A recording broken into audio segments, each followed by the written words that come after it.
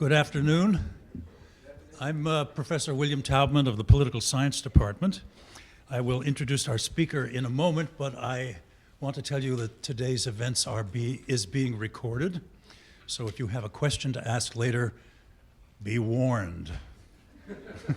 You may go viral. We are very fortunate today to have with us a graduate of Amherst College of the class of 1984, Stavros Lambrinidis.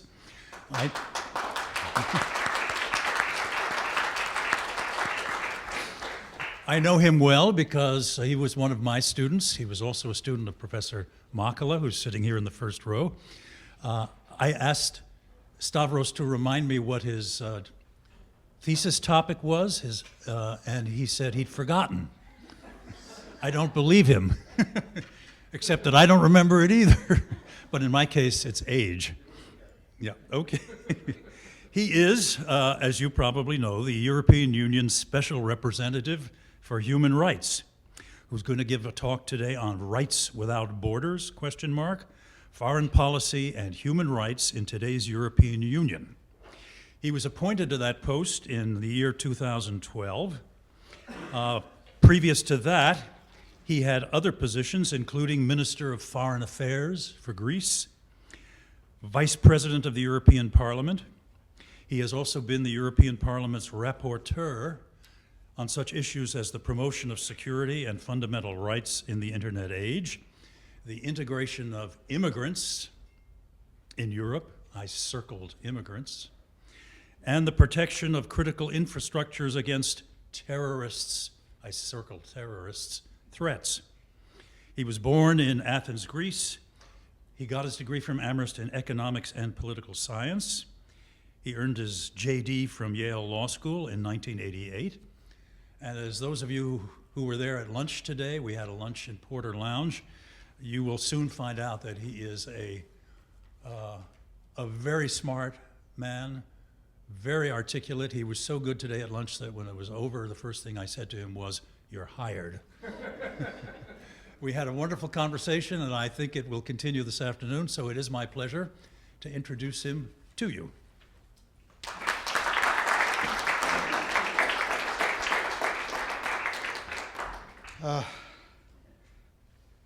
I never thought when I was here being intimidated by Bill Taubman that I would be actually standing giving a lecture at Amherst. It is a great privilege, a great honor.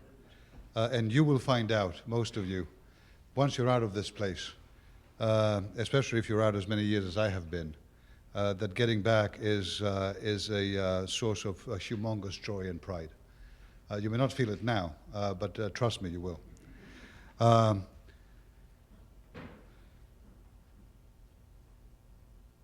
going to talk to you a little bit about why the European Union and the United States, for that matter, have placed human rights at the center of their foreign policy. Why have they done that? Why is that important? I'm going to talk to you a little bit about one or two key challenges that we as Europeans face in promoting human rights in the world. And I'm going to close by giving you a sense of the strategy that we use to address those challenges. In other words, how do we try to make this a better world in the process of doing foreign policy? So let's begin with the first question, and let me try to begin answering it with another question. What's so scary about smart girls?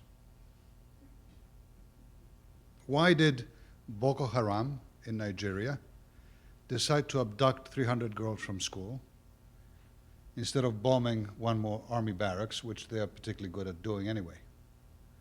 Why did some terrorists in Pakistan decide to plant a bullet in Malala Yousafzai's head, who is the young girl, subsequently a Nobel Prize winner, who was advocating for girls' education? What's so scary about smart girls? And the answer to that question is that smart girls that get educated become empowered women. And empowered women change entirely the balance, the power balance in any society, which is the fundamentally number one thing that terrorists do not want to happen in a society. They do not want empowered societies. They want afraid ones. They want weak ones. They want weak institutions, weak governments, so that they can fill in the void. You want to fight terrorism? If you want to fight terrorism, educate girls. Of course, you need to do other things. Of course, this is not just a soft power issue. You want to fight terrorism? Look at what terrorists hate the most. What have they attacked? In Paris, they killed cartoonists because what cartoonists wrote and drew was deemed offensive to them. They hate freedom of expression. You want to fight terrorists? Promote freedom of expression around the world and in your own borders as passionately as you possibly can. Other bombings that have happened around the world basically doubt the right of people to believe or not to believe in any religious system that they wish, to change their religion, and to even discuss other religions, even in a way that sometimes can be hurtful or offensive to another religion. But freedom of religion and belief is, as is freedom of expression, as is the right to education, fundamental human rights agreed by everyone in international treaties, not just moral law, but legal law. You want to fight terrorists? Promote freedom of religion and belief around the world. You want to fight terrorists? Build institutions, support governments, support independent judiciaries in different countries, make sure this black hole gets filled in, not by fear and by violence, but by rule of law and by institutions. Rule of law, another major element of human rights promotion. So why does the European Union do human rights? Why did it decide to place it in the center of the foreign policy and appoint a equivalent of a minister for human rights to do it around the world? It is because human rights is not soft politics. It is at the center of some of the most fundamental crises that we face today in the world. Look, in fact, at any bloody conflict in the world today, whether domestic, civil, or transnational, and I submit to you that you will find at the roots of the conflict some major human rights violation, or you will see that in order to resolve the conflict, you have to address some major human rights challenge. Human rights is not soft politics. It is hard foreign policy. That's why we do it. We in Europe do it for another reason as well. I mentioned before human rights law. Maybe, as opposed to America, maybe here in the US it's a little different. But we in Europe are the quintessential soft power. We have not historically, with some exceptions, in recent history, imposed foreign policy through the use of our own force, whether defensive or offensive. Our appeal, a power to exercise our influence in the world is fundamentally soft. Now, what that means in practice, if you do not have guns to formulate international legal order, what you have and you have to support in order to have strength in your world presence is international law. So not might is right, but right is right, and for Europe this is a fundamental foreign policy interest. Human rights is international law extraordinaire. We promote human rights because in our estimation, in our view, this is the way, the international legal way of ensuring greater peace and stability around the world. Now, many other reasons, but let me try to keep this as short as I can. Look at the challenges when we promote human rights today. First one, the world has changed since 1989. Now,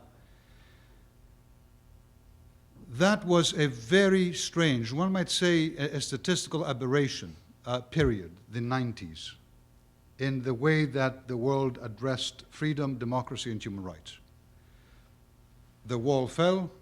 There seemed to be almost an unstoppable and uncontrovertible understanding that democracy, freedom, human rights is the wave of the future. There didn't have to be too many battles waged on this. a number of countries, former Soviet Union countries and many others, jumped on the human rights bandwagon, and that was a period of great hope, largely, and great freedom around the world. Except the 2000s saw a different reality. World powers, new ones, economic and geostrategic and political, rising, China, more recently Russia, in Africa, South Africa, Egypt, others, who did not necessarily look at human rights in the way that in the 90s everyone did. They were rather, in many cases, deeply opposed to them. There were rights that, for different reasons, challenged different political systems that felt that the fundamental reason of their existence was to preserve that existence, and that human rights could be a threat to that. So, whereas for a number of years we had an upward trend for human rights, recently we have a backslide. It is much more difficult in the human rights struggle to push a rock up a hill than to coax it to roll down it. And that political reality is making promoting human rights extremely more difficult because, number two, challenge, its main manifestation in the human rights debate is in attacking the core of human rights, which is the universality of human rights. What does that mean? It means very simply that if you're going to be picking and choosing what human rights you want to apply to your country, I will educate girls, but I will not allow them to speak if I disagree with them. I will imprison people when my laws say that what they do is bad, but I will not make sure that my laws comply with any international legal standards. So my law may say that you can be put in jail if you do something that in any society of ours would be considered to be absolutely appropriate and absolutely within your rights and freedoms. But in my country, I establish a law, it goes against international law, it doesn't matter, I throw you in jail. Picking and choosing human rights would kill the architecture. And many of the countries that are now resurging in the world are trying to do exactly that. But is universality of human rights something that we aspire to? No, it is in fact what human rights are based on, is what they are inscribed on in the international treaties that we have developed. What does that mean? Think about it a little bit more broadly. In international law, you have civil and political human rights, you have economic, social, and cultural human rights. All of them are together. We say that they're interconnected and interrelated. What does that mean? It means, in fact, that you cannot have economic development in a country if you don't have freedom. Think about it. Can you really have housing and health and economic development that encompasses the whole population if 50% of your population, your women, are forced to stay home because a particular culture requires them to do so? It's impossible. It's impossible. So, economic rights and civil political rights are not really in conflict, but what international law has decided they are is interconnected. The moment you allow someone to pick and choose, you allow them, in a sense, to shoot a silver bullet through the architecture of human rights. So, defending the universality of human rights in the face of attack against it is the second major challenge that we face today when we try to promote human rights. Third challenge. Who are the biggest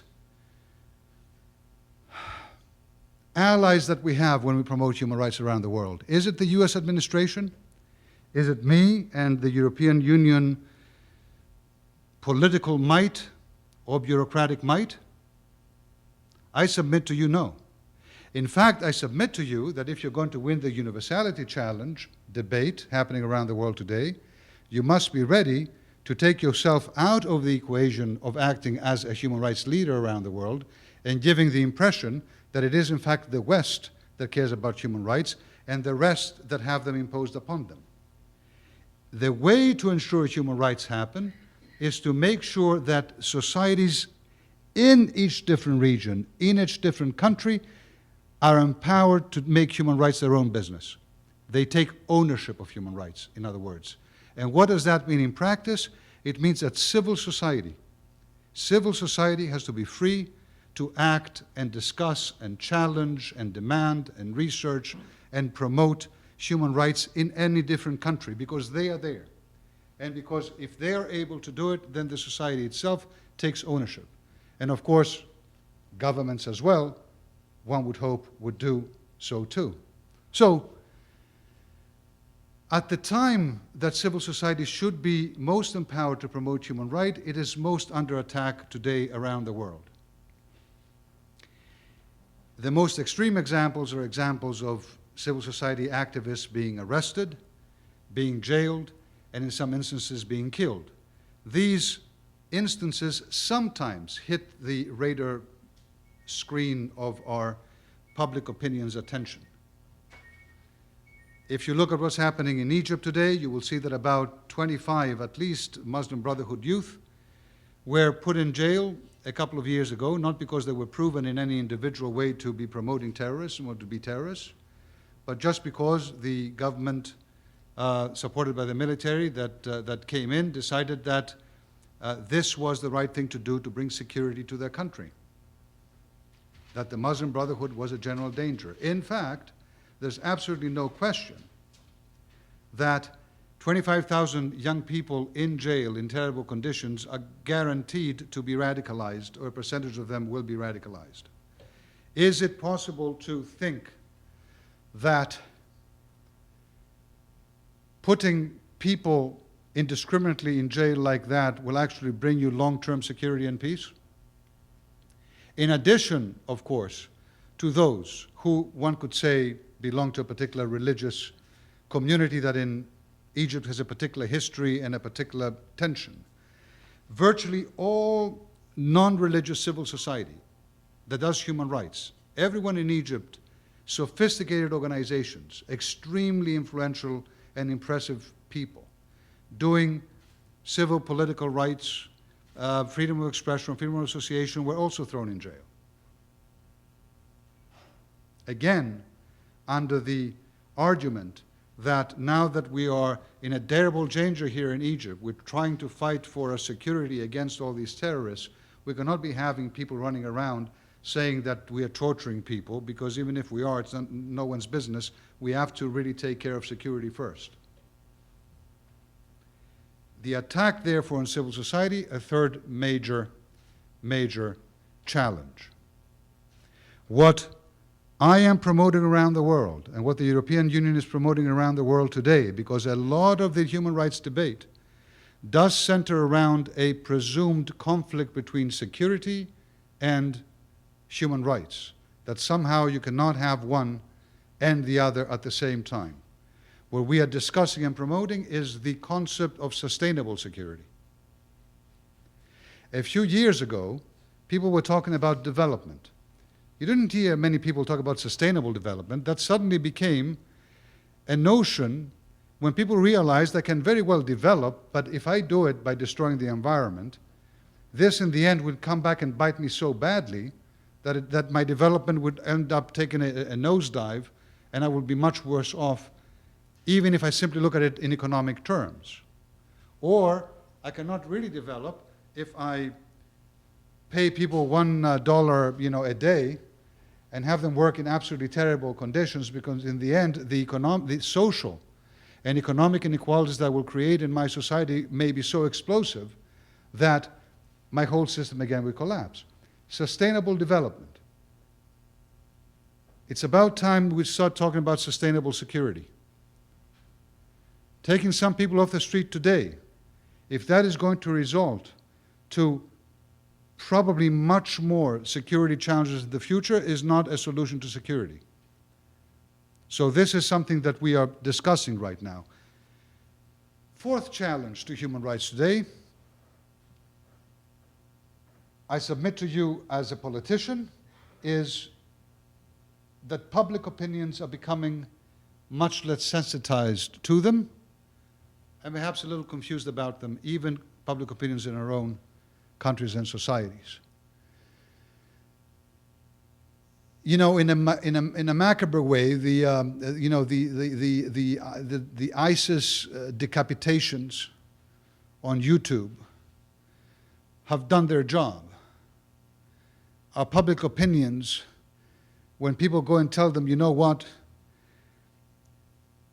a land rights indigenous activist in some country was just murdered by police in compliance with a particular company that didn't like that person. The answer is, what are you talking to me about? Where's the decapitation? Where's the drama? We have always become desensitized. And the human rights challenges are not of the magnitude of disgust that the decapitations are. There are thousands of them, and they are much more dangerous because they, if you allow them to continue, they corrupt the whole fabric of a society. But public opinions very often will tell you, talk to me about something else. Don't focus me on there, talk to me about something else. And you see a lot of politicians in Europe, and I'm assuming also in the United States, simply not talking about the topic that much. Final challenge. Us, we, you. Guantanamo, drone strikes, the way that Europe deals with asylum seekers, xenophobia and racism, the way that sometimes we ourselves try to limit our free speech rights.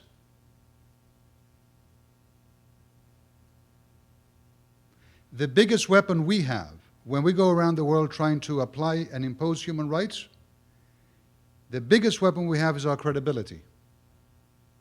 If we lose our credibility, if it is damaged, then our ability to convince otherwise very reluctant governments to apply their human rights obligations clearly diminishes. So we have to make sure that our job in-house is done effectively in order for us to be able to work effectively with partners outside of our house for a more peaceful world. Okay. Let's say that these are the reasons why human rights is important to do. Fundamental for war and peace around the world. Hardcore foreign policy, not soft policy, not romantic, but in fact extremely realistic and important in bringing peace and security and freedom. It's the right thing to do, moral reasons, of course. And promoting international law, which means also human rights, is the way for a world that is not governed by the mighty, who are becoming more and more diverse, including the terrorists, can function. We see the challenges. So let me close now by discussing a little bit our strategy. What do we do? Now, what the European Union does is 7 things fundamentally. Then this has to be a little bit gimmicky. I apologize for this. I will call them the 7 E's for Europe. 7 what? E's. Could be 7 EUs, I suppose, but I didn't get enough U words in there. But you know, the 7 E's. And I will try to demonstrate to you how we try to deal with those challenges through the strategy. First element of the strategy, empower. The first E. My focus and our focus is to build human rights by empowering people on the ground in different countries to do them. Because, as I told you before, human rights cannot be imposed from the outside. Not in today's world. So we empower civil society. The biggest fund dedicated to supporting different civil society organizations around the world in economic, social, cultural, civil, political rights, anything you can imagine, their priorities, not our priorities, they decide, is the European Instrument for Development and Human Rights. Hundreds of millions of euros are being given to support. But much more than that, we support politically civil society around the world. In virtually every visit that I have, I meet with civil society on the ground, even in countries that are very difficult and sometimes very sensitive in these issues. In November, I was visiting officially China, and I had the chance to meet with about 50 civil society representatives openly in China, sending the message that we listen, and you have to listen to everyone. Doesn't mean you have to agree with them, but you cannot silence them. That's not the way to go. You can disagree, but you cannot silence. You should not. Empowering, therefore, the first T. Building judiciary systems that are independent, training judges in international human rights law, in how to decide cases, training prosecutors, training members of parliament so parliaments can be more independent and people can understand what it means to win elections, which is not the end of the democratic process. In many ways, it's the beginning. Many countries that are getting into election process that don't have a tradition of election often interpret the result as a carte blanche for the majority to railroad over the minority. And this very often creates great tensions in societies and can slide back democracy to a level of fighting civil disarray. Empowering, firstly, civil society, institutions, those who do human rights on the ground. Secondly, engage.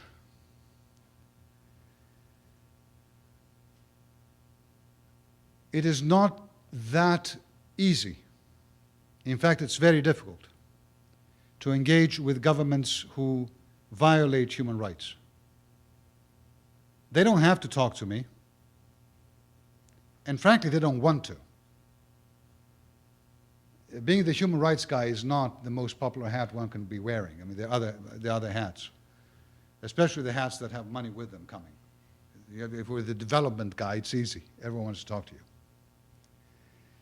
But making sure that we manage to establish the openings to discuss with even the most difficult, sometimes the most violative of human rights governments in the world is an extremely important step in potentially building trust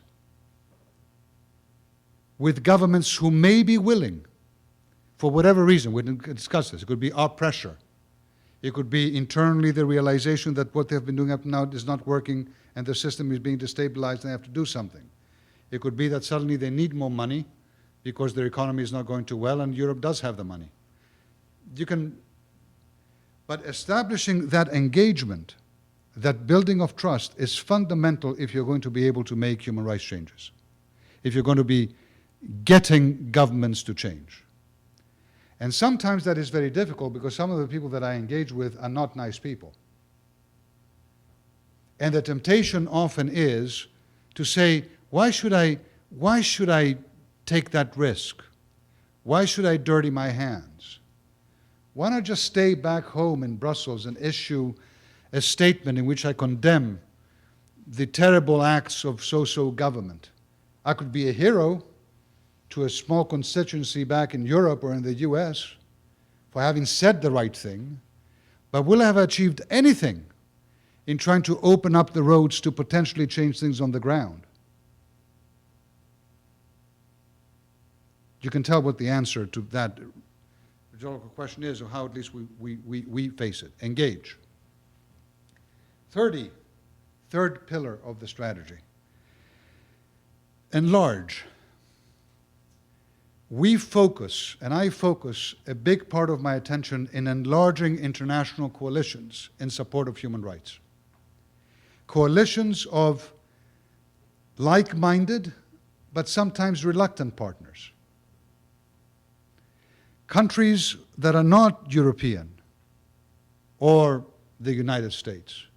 Countries that are in Asia, in Latin America, in Africa. Regional organizations that do human rights, the African Union, the Inter-Americans, the ASEAN in Asia, the Organization of Islamic Cooperation. Why? Because the best way to address the attack on the universality of human rights is to ensure that it is not just us who are talking human rights, that it is, in fact, an international coalition of very different cultural, political, or regional backgrounds that supports it. It is much more effective for an Asian country to take the leadership on a human rights issue in Asia than for me to be going there, flying a European flag and telling people this is how you should do it. Building that coalition is a very difficult and sensitive thing. It's not self-evident. There are topics and issues in human rights that there may be some of our partners around the world that are not particularly keen to have highlighted the exact way that we highlight them. They may not be against them, but for their region, for their political balance, talking about some topics may be too sensitive. For us, it may be fundamental given our priorities.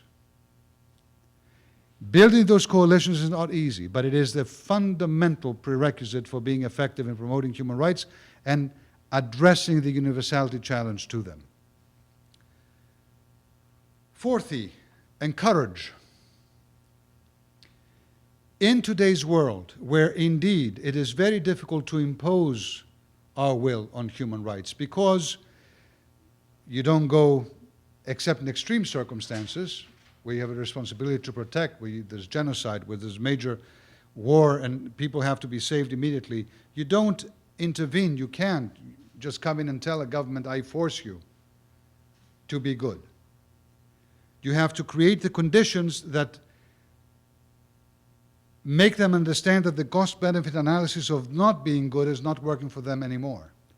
And in that context, you also have to give them the arguments, the discussion, the understanding, if you can, to have them understand that they're not being told, they're being encouraged to change. And if they're ready to do so, you have to be ready then, and we are as European Union, to support them, both extremely generously financially, if it is an issue, let's say, of building a judiciary that doesn't exist, and with technical help. Fundamentally, when we encourage, we have faced a challenge in Europe, which is to address our own rhetoric on human rights. It has been, because of this surge of human rights in the 90s and the early 2000s, our rhetoric had become rusty when it came to a world that was changing and sliding back in some instances. Telling people, well, look, you signed onto, your country signed onto the International Covenant of Civil Political Rights. You have an international obligation to just apply it. End of story. That won't do it anymore. You need to have more engagement. Let me tell you an example of my recent visit to China.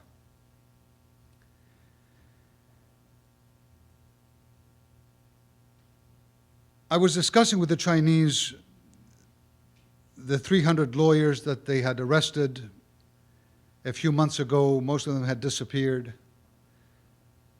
Still about 20 of them are missing. Some of them now have been charged after all these months in solitary confinement detention. I was discussing how counterproductive this was for a country and a society that claims that it wants to build itself now on the rule of law. You cannot really have rule of law if your lawyers are in jail. It just doesn't make sense. But, of course, the discussion is bigger than that, is whether or not human rights in their minds, in the Chinese mind, is something that the West has devised to kill them, to kill the communist system, to overthrow the government, to overthrow the system, or whether it is something that is more benign, that maybe they should be considering without having an existential threat hanging over their heads.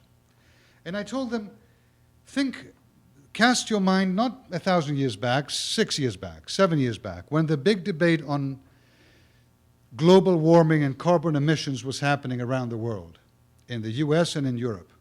At that time, Europe decided to put a cap on carbon emissions, a very strong one, and the US was in big debates and discussions about what to do itself on this topic.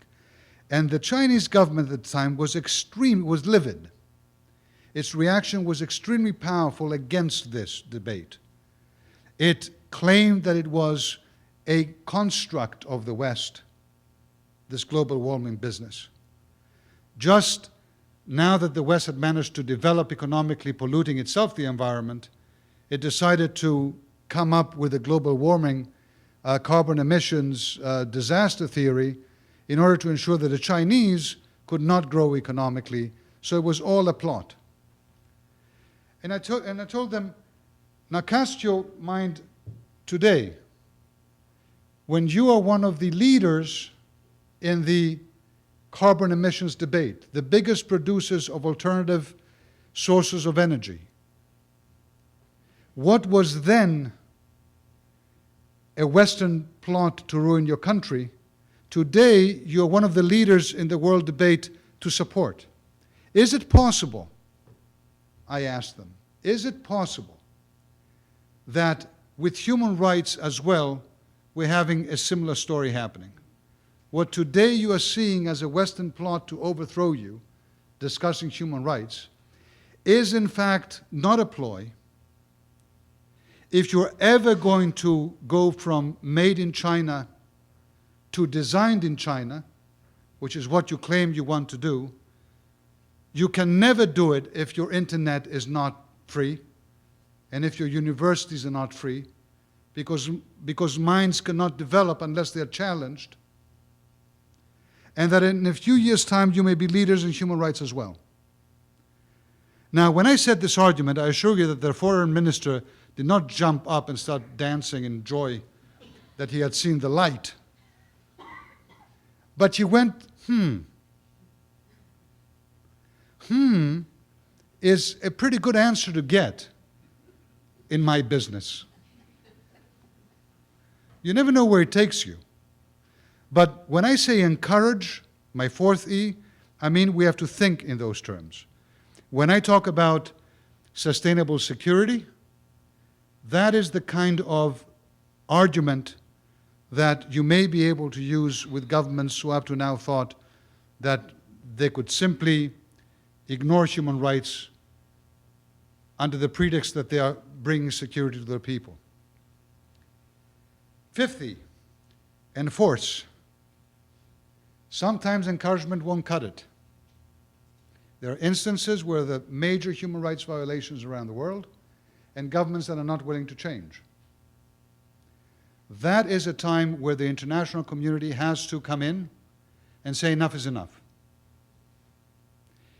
In extreme cases of war crimes, you have in place today the International Criminal Court, which adjudicates them. But in many other instances, you have strong public diplomacy from the European Union that takes precedence over what often otherwise might be more quiet under the radar pressure and persuasion being exercised on different governments. And you have human rights dialogues that we have in a number of countries around the world where we forcefully will raise the specter of issues in our bilateral relations that exceed the human rights debate if human rights do not get corrected and resolved. You don't hope that you go to the enforce element of your strategy. You hope that the others can work, but in fact, sometimes you have to. When are you public and when are you private? When are you public and when are you private? Is there a magic recipe for this? I mean, do we know? Can I tell you? The answer is no. I mean, there are some obvious examples of extreme cases. But when a leader comes and tells me, in a meeting that I have with them, I understand that you want me to release 80 political prisoners. I cannot do it now, because if I do it now after you came to visit me, I will appear weak. But if you say nothing about this, if you don't expose me potentially, I may do it a few months down the line. What do I do? Is he playing me? Is he using my visit as a fig leaf to continue violating? Is it serious? your knowledge of the country, your instinct in the interpersonal meeting and relationship, everything else that you've built up to reach the point of having that meeting will instruct you, and that is something that many times is intuitive.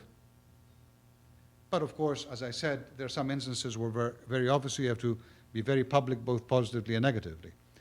I visited Azerbaijan last year. Azerbaijan had a number of political prisoners in jail. I met with President Aliyev, I met with a number of people in the government, and we discussed this issue very, very strongly.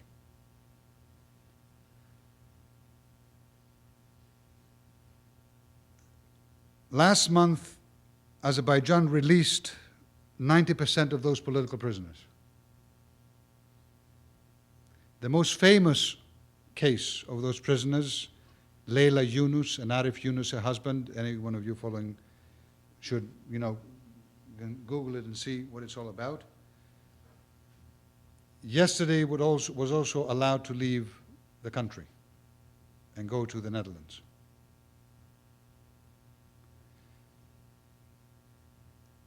Human rights work may be deeply frustrating and deeply difficult because it deals with so much human suffering, so much repression, but it is not desperate work. We can make a difference when we promote human rights. And let me go to my seventh E. Educate. People around the world can exercise their human rights if they know about them, and in many instances they don't. A remarkable amount of our effort is placed and has to be placed in getting people to know those rights and how to exercise them.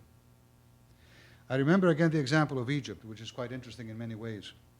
Take one instance there and then an entirely different example in another country in Africa.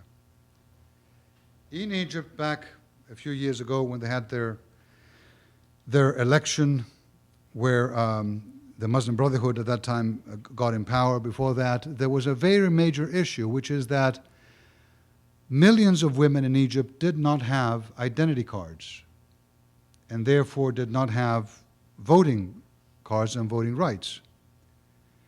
And we decided to work together with UN Women in New York and with others, placing major emphasis in giving identity cards to millions of women in Egypt so they would have the right to vote.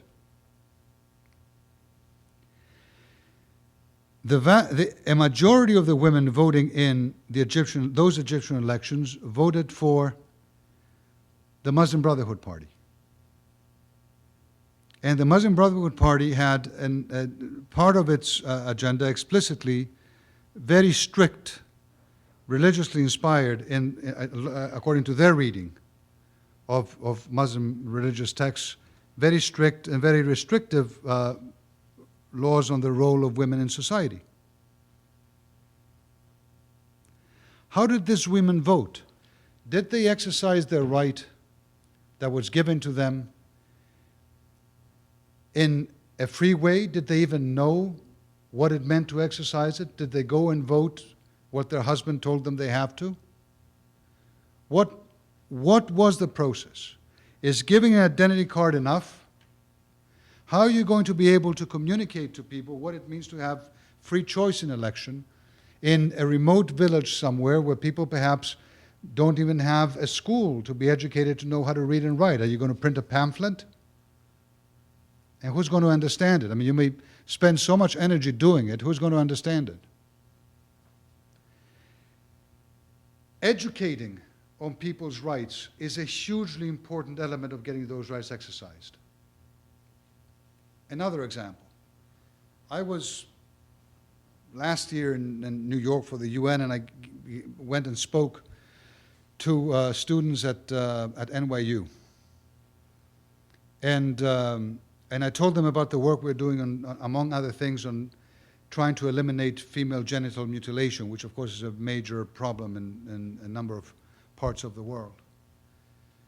And I told her about the effort we've made to support governments who wish to pass laws that criminalize those who conduct the practice. And a female student raised her hand and said, you know, Ms. Lambrinidis, thank you very much for your excellent work and your passion and all that stuff, but I went through the procedure. And my country has a law for a number of years now that criminalizes it. And she said, guess what? The vast majority of girls in my country go through the procedure. Because if I don't, in my village, I will never get married. I will never get out of the house. I am doomed. So thank you for the laws, but what do you do to change the minds and the hearts? Educating is huge. Educating, finally, on the work that we do is also very important. I'm not here coincidentally. I'm here because I love this darn place. But I'm also here because I am on a mission to discuss with people and explain that this is not a desperate business, that people do get released, that governments do change their policies, that repression does not always last. I'm here to communicate that it's not a magic wand business. It's very complicated and sophisticated, but I'm here to tell you that it's being done and that the European Union is at the forefront of this effort. Not as a leader. I so much would like to say that we are. A politician needs that.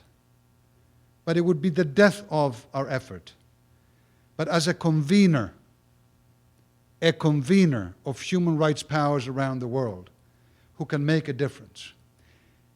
Many times when I visit countries, poor countries, and I talk about freedom of expression on the internet or other topics, they say, yes, okay, you're absolutely right, maybe we violate this, thank you very much. But, you know, we don't have food on our table here. We don't have shelter over our heads. What is the European Union doing about those human rights? My answer is we're doing a tremendous amount. The European Union is about 10% of the world's population, about 20% of the world's economy, and over 55% of the world's development aid. 10%, 20%, 55%. The US is a distant second, and then I think it's Japan and a few others. What is development aid?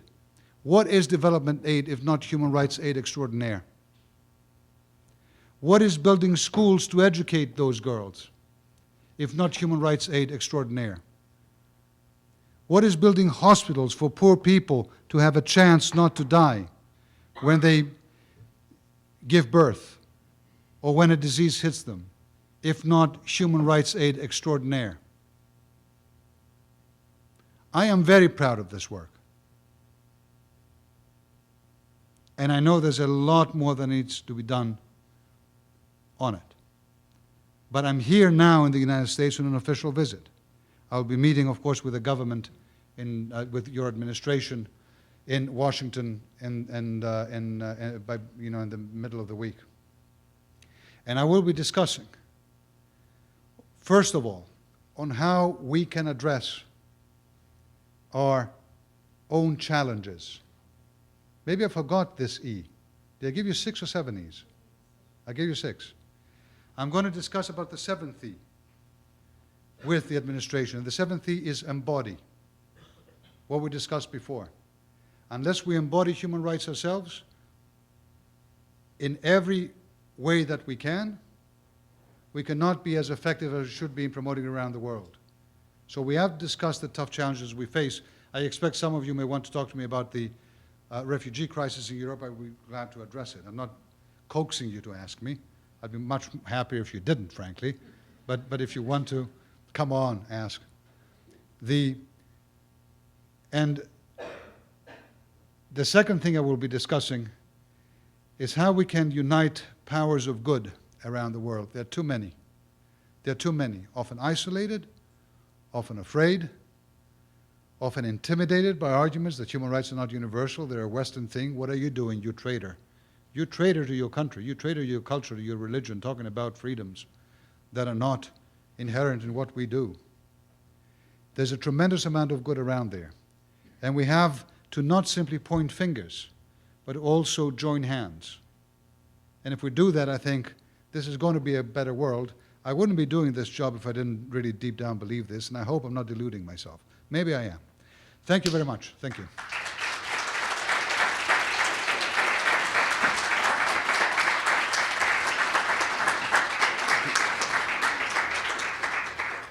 Stavros has agreed to answer questions and even invited the first one from anyone who wants to ask it or any other.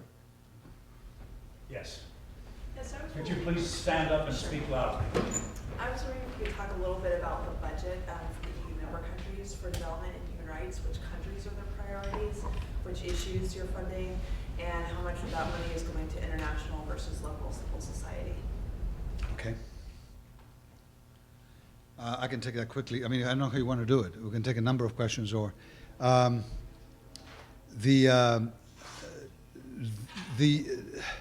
could you yeah. repeat the question, please? Because it not Yes.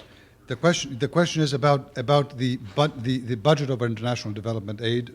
Which countries is it primarily directed to, and whether or not it goes primarily to local civil society or to international civil society. A budget on development aid goes to civil society as well if it is a particular project that they can help implement, a development project that is. But what the fund I mentioned before, the European Instrument for Democracy and Human Rights, is something that goes directly to civil society and related to development. So we have, if you like, a fund that empowers civil society in itself, and then a much bigger fund, the Development Fund of the EU, that goes to governments, sometimes directly, as direct aid to a government to implement development programs, or at times also civil society. But if I may say something, because this has been a big debate with us internally in the EU, what we have done in the past few years is something that is a sort of a revolution in the way we do our development aid. We have developed a human rights-based approach to our development aid that we did not have before. Now that means that we examine the human rights impact of any particular development project, not just internally with our experts or with governments, but also with civil society located on the ground, and often international civil society if it is active in a particular country, to determine whether or not what we're trying to do would have negative human rights impact. And if so, we try to alleviate them before the project happens. And then we also have a system that we examine after the development project is on its way, whether or not there are impacts, negative impacts that had not been predicted, and then we try to address them as well. This is extremely important for many, many reasons. But anyway, okay. I mean, don't get me started. It's a big topic. But the fact that we have said that our development aid from now on will be focused on that, on the human rights analysis of it, not just simply given, is big. A lot of development aid can be lost in corruption. Foreign government is corrupt, takes it, doesn't apply it the way that it should be applying it. In private company corruption, the company will take money to invest in something and they will not do it right. But there's also a lot of waste of development potentially just simply because it wasn't planned right. You know, sometimes it's easy to just say, geez, what are we doing in this country? Just, you know, do a road, do something. It's just a terrible situation, do something. The Myanmar, okay, I said I wouldn't talk a lot about it, but this was interesting. Myanmar is, anyone follows Myanmar at all? I'm not your professors, I mean, stop nodding your head, Jane. But Myanmar is a country that had one of the most brutal dictatorships for decades. In 2011, there was a top-down change, not a bottom-up change. It's interesting to think about what that means, whether there's a difference between the two. But there was an opening of the country, and only last month there was the first truly free election in the country in which Aung San Suu Kyi's party, she's probably the most famous female sort of democratic figure around the world, and also a Nobel laureate, won. Myanmar went from dictatorship to democracy remarkably fast, and of course one cannot say that it has reached the end of it. It hasn't. But it is a remarkable transformation. At the same time, in the center of Myanmar is the biggest black hole of human rights violations that you could find, Rakhine State, the Rohingya Muslims in a Buddhist country that are being systematically feared and repressed by some Buddhist extreme speech, religious and political.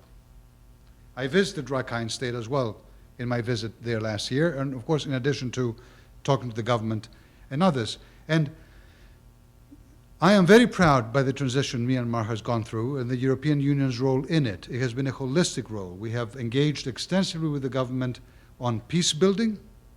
There's probably the longest lasting civil war in Myanmar with a number of different regions of the country and the central government.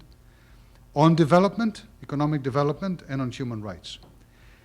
In Rakhine State that you have all these conflicts, you have the lowest per capita income in any region in Myanmar.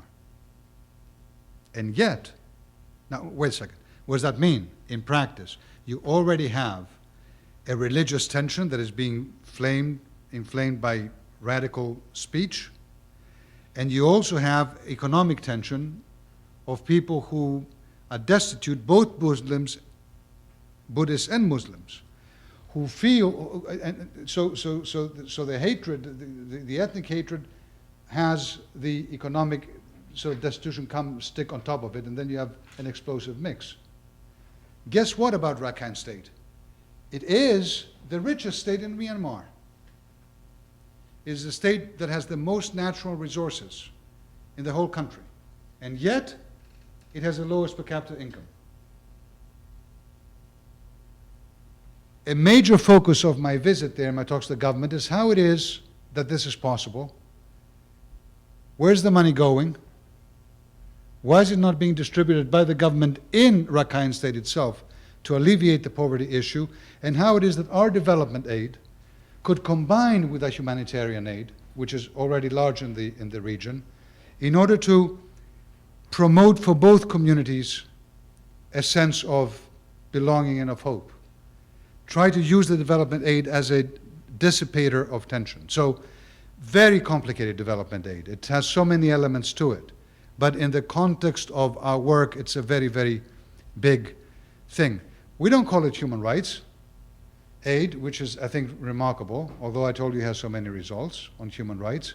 Because I suppose when we were doing it in Europe, we never thought of it as human rights. When we were building our social systems, our free health systems, our free educational systems in Europe, our social safety nets, we never thought of it as a human rights work or obligation. We thought of it as a social obligation, a social thing. So we don't call it human rights. In fact, we don't call many things human rights in Europe. We have civil liberties and fundamental rights. We have a Charter of Fundamental Rights of the European Union, not human rights. You don't call in the US human rights. The American Civil Liberties Union also. You don't have a human rights union, but in a sense it's human rights. For some reason we don't have human rights in our own countries, but everyone else is supposed to have them. But we do have them, of course. We do human rights. We just don't call it that. Don't ask me why. Other question? Yes, sir. To what extent do your objectives run into opposition from other groups within the European Union? I'm thinking private industry, trade, people who are looking to promote their objectives, which sometimes are in conflict with human rights. Is that an issue? Is that ever a problem for you? Was that heard by everybody? Yes. Okay. It's a problem sometimes, but not as much as you would think. But you put your finger on a very important, a new hot topic in the international human rights debate, which is business and human rights. Do businesses have obligations for human rights? It's interesting because human rights are, in fact, under international law, the obligation of governments, not the obligations of individuals. Governments are the ones who have the obligation to impose human rights. It doesn't mean that an individual doesn't violate human rights. I mean, a husband abusing his wife is violating the wife's rights. But it is the government's obligation to have a law in place that says that that abuse is illegal. It's the police's obligation to arrest that person. It's a judiciary's obligation to put him to jail. Because the international community wanted to make sure that the obligation is concentrated to governments. People couldn't just get around it. But businesses are becoming a very big part of the debate now, because they are so present and so prevalent around the world. And in 2011, I'm sorry, I'm getting, now I understand if some people's eyes glaze over, it's okay. You have maybe about a minute to do so, because that's how much it's going to take me to tell you what happened in 2011.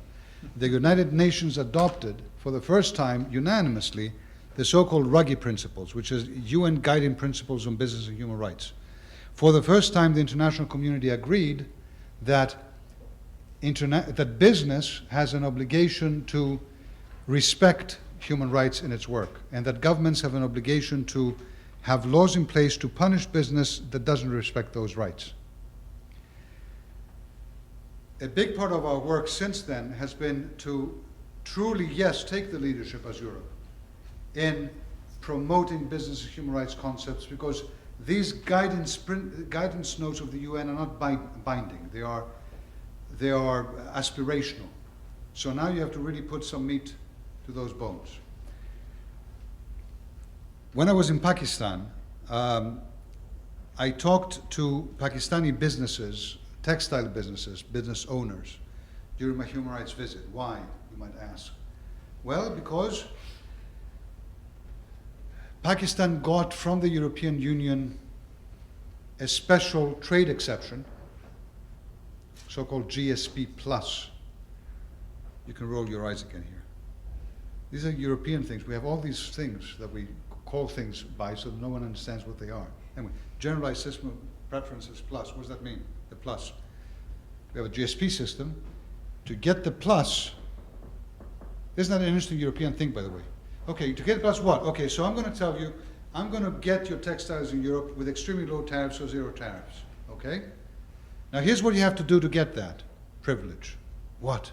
Do I have to buy all your oranges from Europe or something, you know, with no tariffs? No, no. What you have to do to get that privilege is you have to sign and apply every international human rights convention. You have to show me that you're reporting to the United Nations human rights bodies or to the ILO, International Labour Organization bodies. If you do all this, I will give you this great privilege, which may be hurting my workers in the EU. This is the remarkable way that Europe promotes human rights around the world. But the biggest benefactors of this in Pakistan is the textile industry. And if anyone has an interest to ensure that that status is not taken away, that the Pakistani government is actually promoting human rights more, is that industry. And so I spoke to them. And I said, we do have human rights challenges and issues, and we are extremely happy to be able to have Pakistan in this GSP Plus context, so we just have to make sure that we don't backslide, that we improve.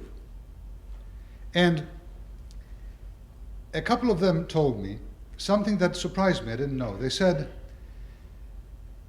you know, it is not governments and not the EU that have actually made a big difference, at least in the way that we as businesses in Pakistan do human rights. It is European businesses that have made a difference in that. And I said, what do you mean? They said, look, the biggest buyers of our textiles are some major European manufacturers, furniture, stuff like that. In fact, in some cases, they buy a whole supply. And those manufacturers, for a number of years now, have been imposing on us conditions for us to remain their suppliers. And they have been doing it because they want to avoid the damage to their reputation if it is ever discovered that the textiles we produce are produced by slave labor, or that we are mistreating the people that work for us, etc., etc. So I said, can you give me an example?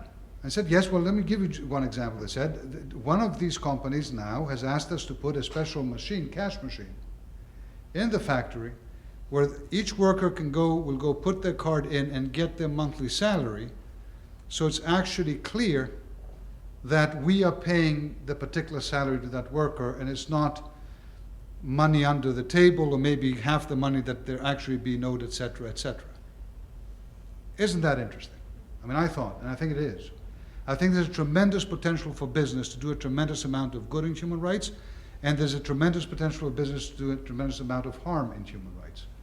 As we see in many businesses who will grab lands in cooperation with corrupt governments from people who have had those lands for decades or centuries and will not compensate them and may even kill them if they protest. And we see this also in a number of parts of the world. So there's a lot of work to be done on business and human rights, but thank you for raising the topic. I think we have time for 2 more questions, and I see 2 more hands. Yes, ma'am. Hi again. Hi. So I was wondering, in an American context, how do you and your colleagues see the fact that the U.S. has failed to ratify major human rights conventions ever since 2002? I think, among others, like the Convention on or the Treaty on the Rights of the Child, and the elimination of all forms of discrimination against women, and I think there was something about torture as well. Is there any kind of active process to mitigate that or push U.S. representatives toward possibly ratifying those documents? Is that clear? It's, Could you repeat it, Stavros, please? why has the United States not ratified a number of international conventions, such as the Convention on the Rights of the Child? I believe the United States is the only country in the world today. There's one other, but I forget which one it is. Somalia. Huh? Somalia. Is it Somalia? Good for you. Good for you. Who hasn't Can I ratified? just say, fine. I think the question was, what should the EU's response be, but also, I'm sorry. Yeah. Both torture conventions, the United States has violated the Child Soldiers Act, all 4 Geneva Conventions come in Article 3, and yet Europe does nothing. That's the question, I think. Well, that was your question. Well, it's fair enough. I think both questions are fair enough. No one was more consistent, more vocal, and still is, and more concerned about some human rights violations in the United States than the Europeans themselves. And I tell this to many of my interlocutors in other countries who assume that we are not. The issue of torture in Guantanamo is an issue that the EU has been extremely vocal against. We believe that it has harmed dramatically the United States' rightful credibility as a human rights champion around the world. We believe, but we're not alone. And the difference between some other countries in the US is in the US you actually did have a congressional committee that came out with a report that was scathing against some of those practices and interrogation techniques. And in many ways, a lot of the world learned about what happened here because it was the US Congress that did that research. What I tell to many countries in the world that I speak to is, I understand no one is perfect in human rights. And if we as Europeans or you as Americans sometimes, because often I hear everything that people don't want to talk to you about because they won't talk to you, and there I am, and then I hear about all the bad things the Americans are doing. I have to remind them we're not the same. I'm a European. But I tell people, fair enough, no one is perfect in human rights, and in some cases we also violate seriously. And the challenges are big. I'm not asking anyone to be perfect. The fact that no one is perfect does not mean that everyone is equally imperfect. And what I also tell people is that what I want them to do at a minimum is to do what Europe has done and what the US in most instances has done, which is to have in place those mechanisms that will force you to try to be perfect, that will not allow you to shove your imperfections under the carpet. Can you please have a free press that can reveal human rights challenges as my free press is revealing about the asylum seekers? Your free press is revealing now about your torture interrogations. Can I please have a civil society that is not being intimidated, jailed, threatened, fined, but a civil society that can raise issues with me, frustrating issues that I may agree or disagree with, doesn't matter, but at least it's free to do so, and with whom I interact, and that keeps my feet on the coal?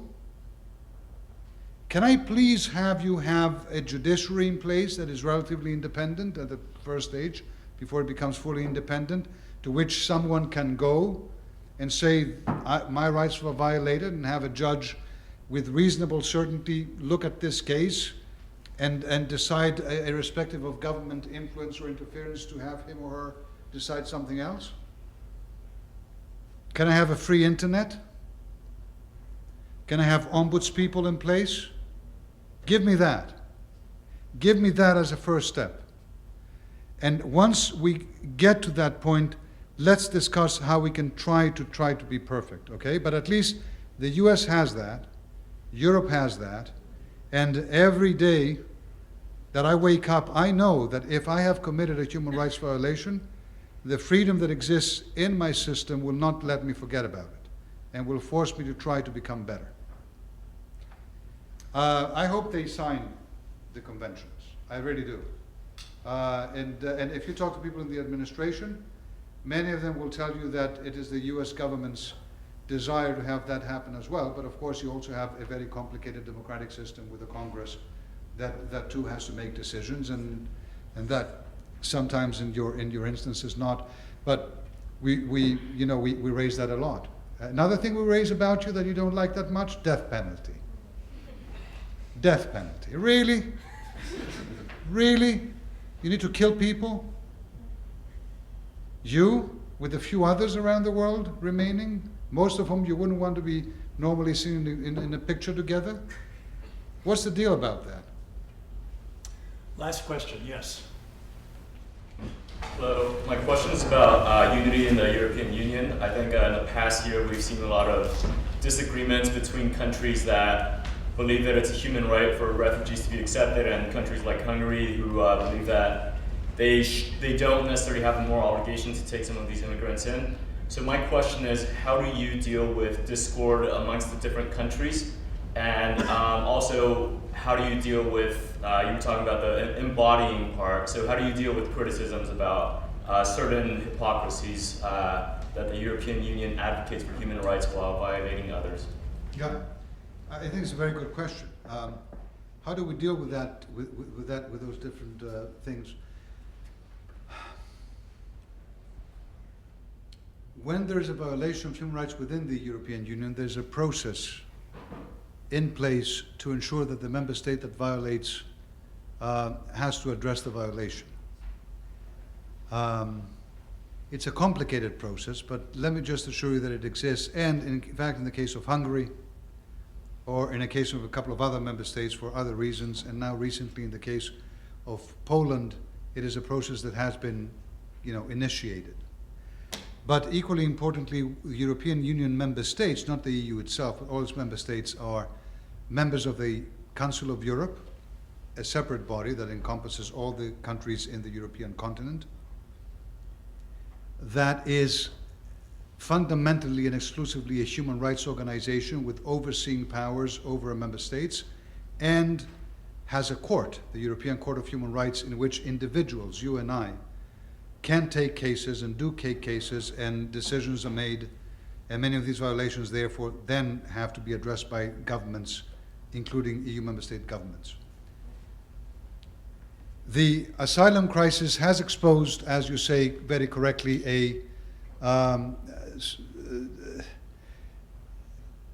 a conflict in the European system, and has also allowed for extreme voices and populist voices to come out and be heard in a way that one was not used to see in Europe in the past.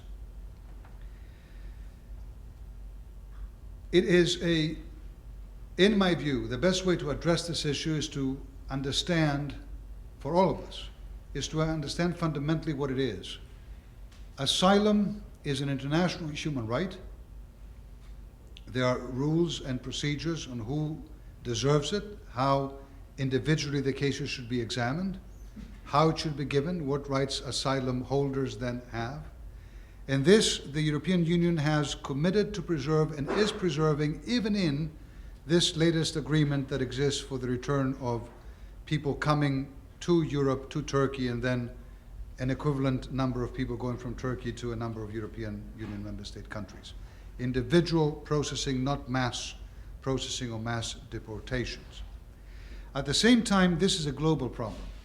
And unless we all understand that it is, we will have a lot of destitute people trying to seek, not a better life, because we're not talking about economic migrants, trying to seek some kind of shelter in a desperate world, and that is not going to do them or anyone else any good unless we hit some of the root causes of this problem. What is happening in Syria and the effort to bring peace in Syria is fundamental.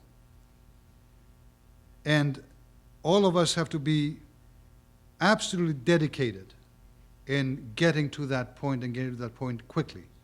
It is not the time now to have a big discussion about what happened in Syria, how we got there, who did the right thing, who did the wrong thing, but it is the time to ensure that we resolve this issue once and for all.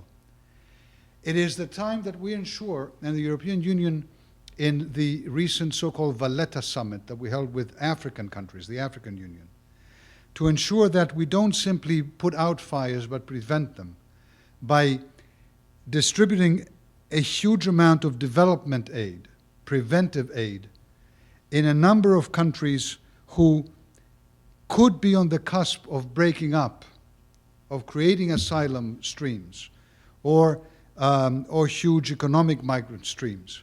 And that is, in my view, the kind of wise policy that we should have applied, both the United States and us, earlier. Because you have to create that prevention mechanism. And then, of course, we do have internally in the EU to face the fact that we did, in the face of this crisis, appear to be for a while lost and confused. And, as you said, gave the impression to the world that we even were not working according to our values. And I think that the reason we have to do this is because, frankly, if you look at the fundamentals of the asylum crisis, as it's called, quote unquote, you will see one that is beyond any other. This is not a crisis that was created because people were trying to leave Europe, having their rights potentially repressed to find safety somewhere else. This was a crisis that was created because people wanted to come to Europe, because they saw it as the only place in which the rights could be potentially protected. This is not a crisis that happened because Europe violates rights. It's a crisis that occurred because Europe is a world champion in protecting them. And therefore, it is especially important for us today to face those extreme voices in our own borders who would like to fish in those dark waters of fear and of nationalism, and to ensure that that is not the case. You know, some people are trying to connect asylum seekers and migrants with terrorism. Really? Do you know how many asylum seekers you have received in the US in the past years? I believe it's around 65,000, 70,000 a year. 70,000 a year, now you may go up to 85,000 a year. Do you know how many of those people who gave asylum to turned out to be security risks, according to examination of the government? 3. You have about 200,000-300,000 people coming in, getting asylum in the past 2 years. 3 have been security risk and have been identified. Really? Asylum is a terrorist threat? Get serious. Get serious. And make sure you tell everyone who's trying to play those populist games here in this country, and those who are trying to do it back in Europe, that you're not going to let them do it. You're not going to let the fearmongers take control, because the moment they do, human rights are in danger. Not just in all these countries that I mentioned to you around the world, but in our borders. I'm not going to let it happen, and neither should you. Thank you very much. Thank you.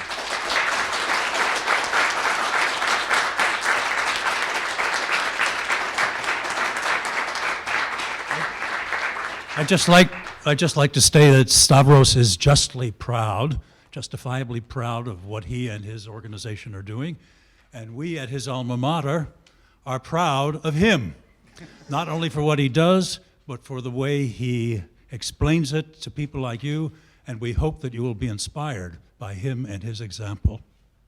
Thanks again.